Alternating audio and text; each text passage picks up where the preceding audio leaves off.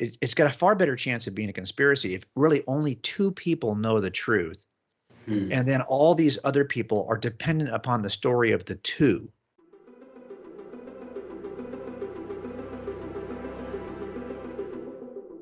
Now, one question is, what about conspiracies? Could this all just be a conspiracy? Like, could these guys have just come together and invented this story? Like, we see movies and books all around.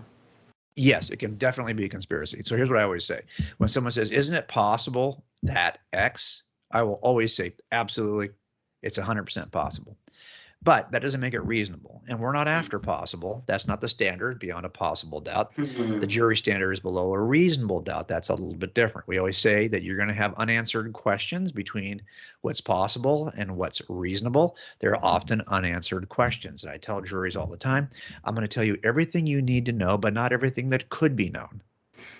There's a difference. You're going to render a verdict based on everything you need to know. But you'll get hung up if you think there's something I don't know yet, that because there's lots of times I never can tell a jury I can never answer every question because I don't know until the guy confesses exactly how he did it or why he did it or even when he did it sometimes. I just know that he did it.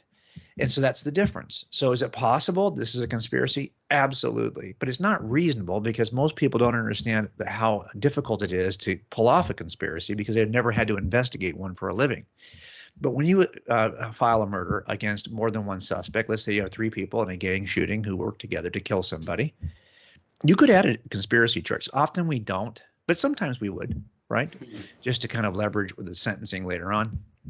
But if you're going to charge somebody with conspiracy, you have to be able to make that case.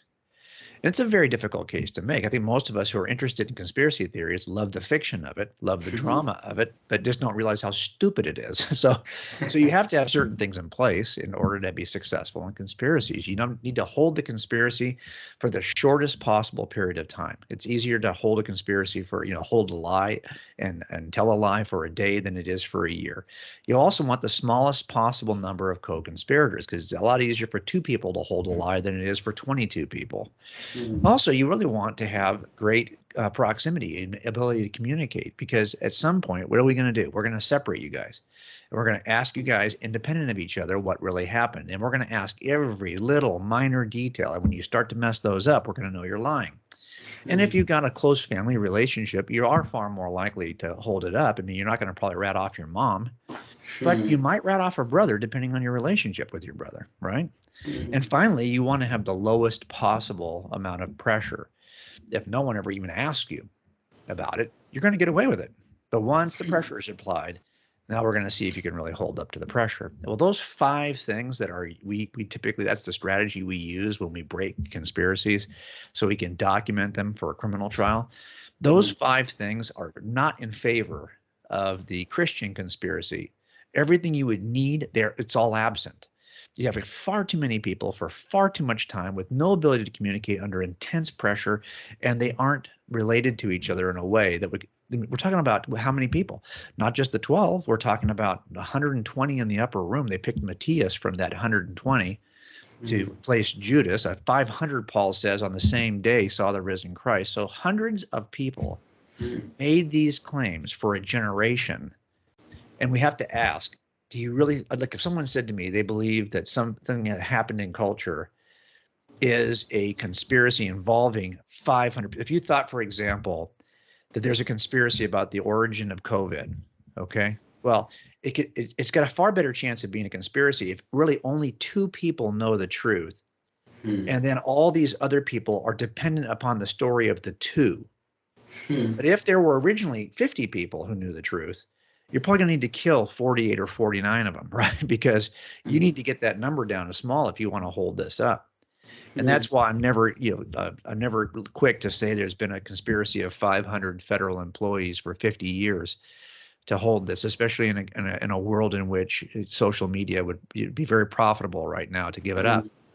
And I think that's part of the problem. I just don't think this is a reasonable. Is it possible? Yes. Is it reasonable? No. And possible doesn't count. That's such a great point. I think it was Pascal who said, I believe the witnesses who get themselves killed by their witness, by their message. So yeah, it is just interesting the way you put that sure, it's possible to say that, but is it Well, and this reasonable? is Like, no, it doesn't make right, sense. and this is why, the work that Sean McDowell did on the fate of the apostles is powerful, because he's been very fair, and some of these deaths of the apostles are better studied and better known than others, because Mhm. we don't have great historical records on a lot of these.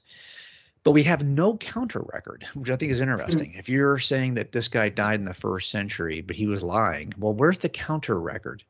The record that says, yeah, he was actually alive over here in this city. There's not a single counter record for any of the martyrs that says they weren't martyred in a time when you had people trying to discredit the people who were martyred. So I just don't see any good one. There's certainly no manuscript evidence to doubt the claims of the early church when it comes to martyrdom. So Yeah. I don't see any reason to doubt them. And Mhm. by the way, I wouldn't have to know that all of them died that way. If I just knew that the ones I can confirm definitely died that way and the rest were said to, that should be powerful enough given the antiquity of the claims.